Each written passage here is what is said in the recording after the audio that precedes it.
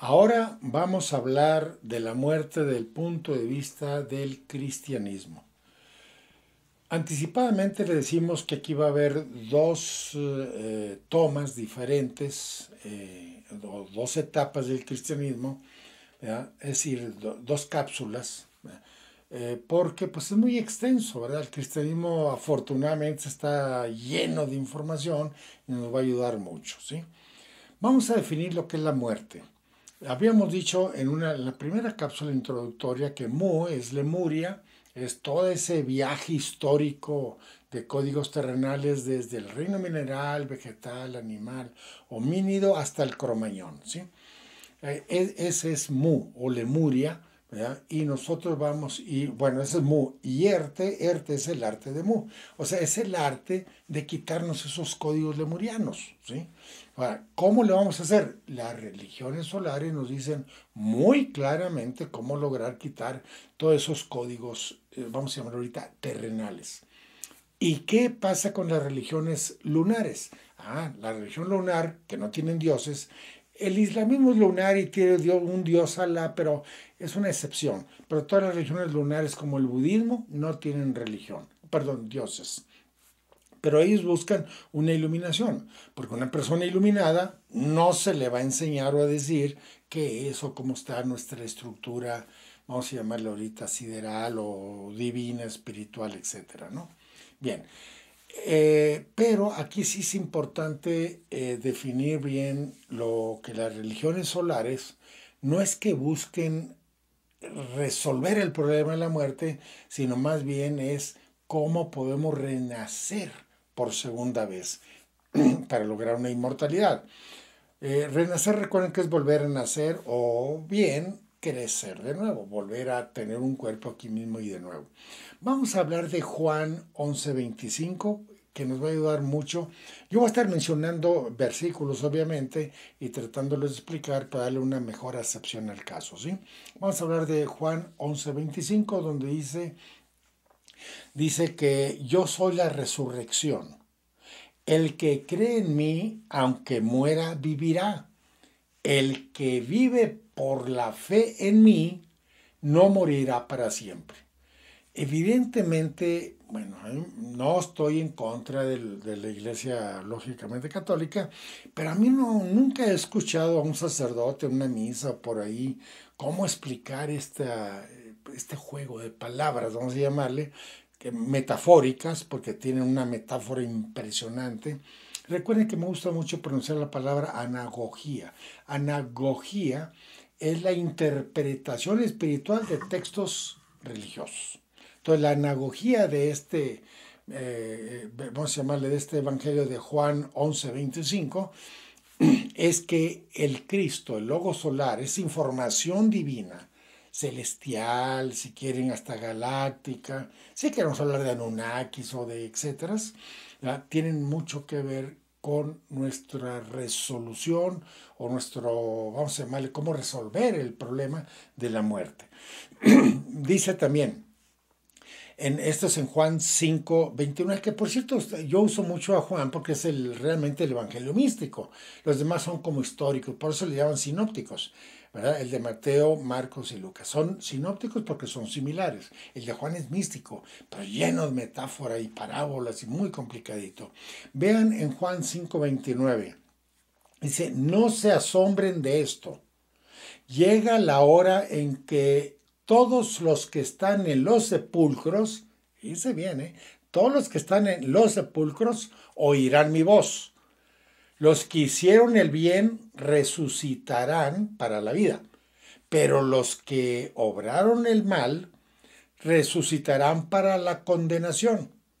Lo voy a explicar. Por ejemplo, cualquiera de nosotros, tú, yo, quien sea, ¿no? ¿Cuántas genealogías están en la memoria de nuestro cerebro? El de nuestros padres, abuelos, bisabuelos, tatarabuelos. Nos vamos a muchas generaciones atrás. O sea, nuestro cerebro tiene un cúmulo de memorias. Es como una suma de la mente, vamos a llamarle generacional, y hoy tenemos vamos a llamarle esas memorias, pero el recuerdo es muy complicado.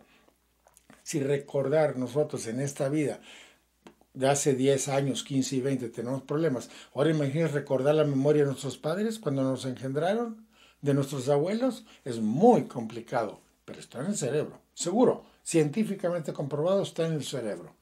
Entonces, cuando dice Jesús esto, dice que todos los que están en los sepulcros oirán mi voz, significa que todos los que están en mi memoria neuronal, padres, abuelos, bisabuelos, etcétera, ¿ah?, van a escuchar la voz del Cristo. ¿Por qué? Porque ellos ya la escucharon. ¿Quién sabe de qué manera? Ahorita vamos a dejarlo así, ¿no? No sabemos de qué manera. Pero ya escucharon la voz del Cristo, porque mis padres fueron cristianos, mis abuelos, y así nos vamos, ¿sí? Aquí el asunto está, dice que los que hicieron el bien resucitarán para la vida. O sea, si nosotros logramos hacer bien las cosas, vamos a resucitar, y si no, no. Pero aquí déjenme avanzar para poder acomodar bien cuándo resucitamos y por qué no resucitamos muchos de nosotros. Bien, continuando en Juan 6:51, dice, yo soy el pan vivo bajado del cielo. El que coma de este pan vivirá para siempre.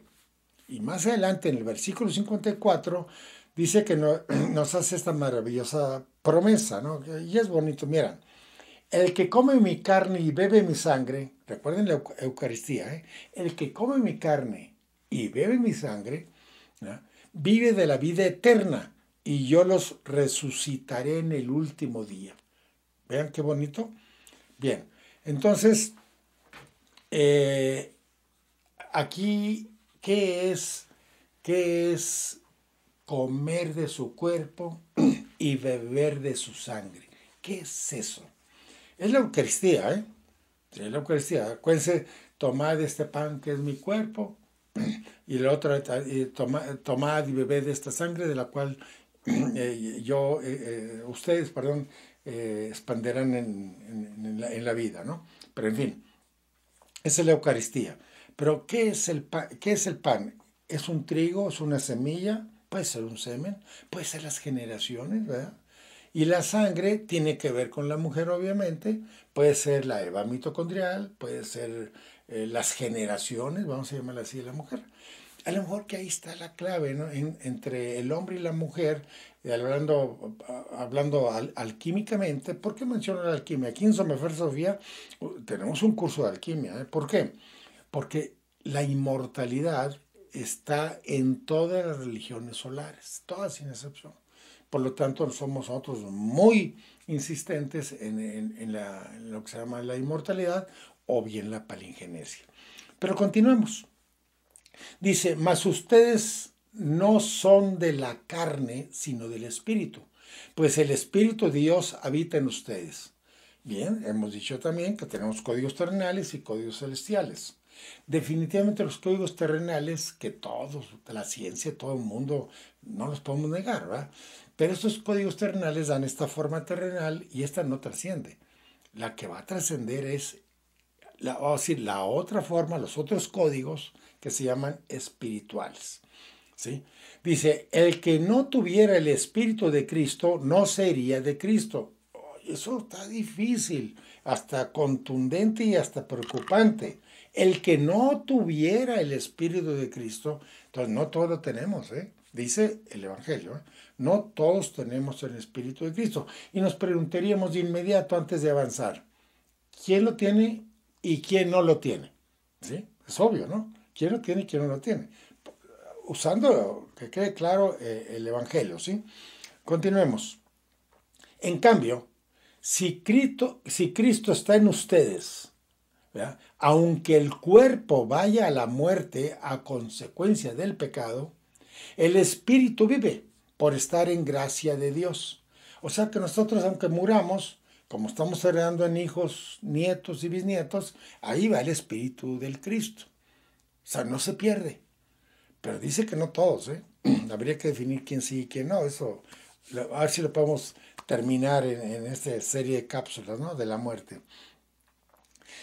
Y si el espíritu de aquel que resucitó a Cristo de entre los muertos está en ustedes, el que resucitó a Jesús, de entre los muertos, dará también vida a sus cuerpos mortales. Fíjense la diferencia que hace este versículo. Habla de un Cristo y luego de Jesús. Porque Jesús nace de carne. Eso está clarísimo. Bueno, lo hemos dicho en otras cápsulas, obviamente, en otros momentos. Pero como dice, hay una cápsula ahí muy cerquita de esta fecha, de estos momentos, en la cual dice que cuáles son los espíritus de Dios. ¿Verdad? Son aquellos que creen que vino de carne. ¿Sí? O sea, Jesús vino de carne. El que se ha convertido en Cristo, sí. Tú, yo, quien sea, podemos convertirnos en Cristo, ¿sí? Eso no hay problema. Bien. Entonces dice dice que dará también vida a sus cuerpos mortales. Porque nuestro cuerpo mortal, si tiene el Espíritu de Cristo, puede entrar en un estado de palingenesia o de inmortalidad. Termina el versículo así: lo hará por medio de su Espíritu, que ya habita en ustedes. O sea, ya está habitando en nosotros. ¿Cuándo va a suceder? Pues tenemos que estar estudiando y practicando y todo. Primero la eliminación, ¿sí? Y ahí nos vamos a dar cuenta qué es lo que tenemos que hacer. En San Pablo, recuerde que Saulo de Tarso es San Pablo, en 1 Corintios 15, 26, dice: al fin de los tiempos, no confundamos al fin de los tiempos, no se refiere cuando se acaba la humanidad, no. Cuando una persona termine su evolución personal, es personal, termine su evolución, o sea, al fin de los tiempos, la muerte quedará destruida para siempre, absorbida en la victoria. Pues lógico, si cualquiera de nosotros, tú, yo, etcétera, empezamos a trabajar duro, así hablando del punto de vista palingenésico, y logramos realmente ya la iluminación y luego la inmortalidad, entonces ya nuestro tiempo final ahí va a estar. Recuerden Mateo 28:20, yo estaré con vosotros todos los días hasta el fin de los tiempos, ¿sí? Entonces va a estar con nosotros. ¿Hasta cuándo? Hasta que terminemos de estar aquí. ¿Por qué? Porque vamos a regresar al Padre. Así, ¿no? Bien, en Mateo 8:11 es importante trabajar varios versículos para dar una especie de ensamble adecuado en esto, ¿sí? Dice, vendrán muchos y se sentarán con Abraham e Isaac y Jacobo, o Jacob, en el reino de los cielos. ¿Cómo vamos a explicar eso? ¿Sí? Bien, en el siguiente versículo vamos a ver para ayudarnos, ¿sí? Dice, antes de morir, Jesús les prometió a sus discípulos que un día estarían con él nuevamente, ¿sí? Es una promesa que tenemos que tener mucho cuidado, amigos, en cómo interpretarla. Porque muchos esperan la segunda venida del Cristo, otros esperan la venida del Mesías, ¿no? Recuerden que todo eso está dentro de nosotros. El que lo resucitemos, es una interpretación de una segunda venida. Pero no puede decir que venga Jesús el Cristo o si quieren Krishna o Napu, Huitzilopochtli, quien sea. Bueno, son mismos logos solares y nos va a llevar todos al Padre o al... No. Nosotros tenemos que terminar este cuerpo físico, tenemos que terminar de formarlo, perfeccionarlo, que sea perfecto a través de la inmortalidad, y después ya vendrá lo que se llama la resurrección y la ascensión, regreso o el retorno a nuestros creadores. Y dice, voy a preparar un lugar para vosotros. Dice, y vendré otra vez, porque él ya vino, está entre nosotros. Pero este vendrá otra vez. Yo sí les pido que lo podamos interpretar, que está en nosotros y va a salir dentro de nosotros, va a salir, pero para una persona, no para los demás, nomás para uno. Va a salir de nuevo porque lo estamos resucitando y os tomaré a mí mismo. Ahí está ya. Y os tomaré a mí mismo, porque está entre nosotros, ¿verdad? Dice, para que donde yo estoy, que es el Padre Celestial, vosotros también estéis. Esto está en Juan 14, versículos 2 y 3. ¿Sí? Entonces, busquen también sus Biblias y léanlo después de que escuchen y vean este video, esta grabación. También ustedes comprueben lo que estamos diciendo, ¿sí? Dice ahora en 1 Juan, capítulo 5, versículo 11, dice, Dios nos ha dado vida eterna, escribió Juan, y esta vida está en su Hijo. Bien, ¿por qué hablo de esto? Recuerden que el Antiguo Testamento no habla de eternidad, habla de la inmortalidad. Saulo de Tarso en el Nuevo Testamento, bueno, cuando hizo el cristianismo primitivo, ya no habla de la inmortalidad, habla de la eternidad. Parece que le faltaba al Antiguo Testamento esta palabra importante, porque la inmortalidad es en un plano físico y la eternidad es en un plano celestial, sideral, galáctico, etcétera. O sea, otro plano metafísico, ¿no? Y vean cómo se complementan los dos, y eso es otro de los temas de otro momento, a través de los cursos o de estas cápsulas, de cómo poder ensamblar o conjuntar tanto la parte terrenal como la parte celestial. En Juan 5, ahora en el versículo 24, dice, el que oye mi palabra y cree al que me envió, o sea, al Padre Celestial, tiene vida eterna y no vendrá a condenación, mas ha pasado de muerte a vida. O sea, sí es importante tener vamos a llamar el programa crístico, ¿verdad? Y luego buscar esa manera de entender la situación. Vamos a hacerlo en dos etapas, ¿sí? Ahorita vamos a hacer en dos etapas, pero aquí vamos a hacer como un conjunto, ¿no? Vamos a ensamblar bien mejor esto. Hay condiciones. Necesitamos tener el Espíritu del Cristo dentro de nosotros. Es la primera condición. Estoy interpretando los versículos, pero aparte, obviamente, estamos poniendo nuestra experiencia, ¿no? Esa es la parte número uno. La parte número dos es, vamos a conceder, ¿no?, que tenemos al programa Cristo, programa Logo Solar, dentro de nosotros. Ahora vamos a decir, bueno, ahora, ¿cómo le voy a hacer yo para poder entender bien y mejor todo esto? Bueno, en primer lugar es la iluminación. ¿Qué es la iluminación? Recuerden que entre los acadios, Ilu, I-L-U, Ilu significa Dios. Iluminación, mina, minos, interno, bajo, profundo, sion, acción. Acción profunda del Dios. Este es el programa divino. Esta iluminación nos va a permitir leer el libro de la vida. En el libro de la vida, que está en nuestro cerebro, o sea, son las memorias neuronales, tanto del ADN como del RNA, ahí nos van a ayudar a entender bien lo que se llaman los motivos de la creación. Nosotros fuimos creados por entidades celestiales. Ahí es donde todas las religiones buscan una manera de satisfacer o acomodar, inclusive hasta, vamos a decir en el buen sentido de la palabra, comercializar la religión, porque así es la vida, esa es la historia. Antes, hasta, acuérdense, en la Santa Inquisición, acá a los que, vamos a llamarle nuestra genealogía, que trabajábamos de alguna manera el cristianismo, la Santa Inquisición pues era a guisa de muerte, a guisa de tortura inclusive, ¿no? Que, bueno, pero son tiempos, vamos a llamarlo así, ya, de tiempos pasados. Pero ahorita tenemos que estar muy conscientes, ¿verdad?, de cómo delucidar, o sea, sacarle la luz o el entendimiento, ¿verdad?, para poder entender bien nuestra configuración en primer lugar.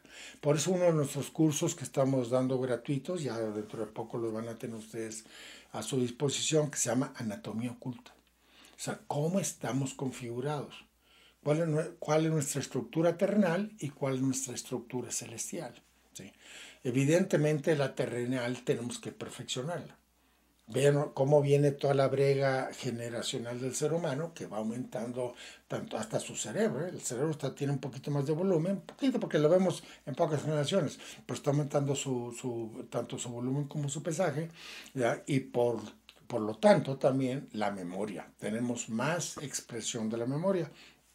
Ayuda con las comunicaciones, ayuda con muchas cosas.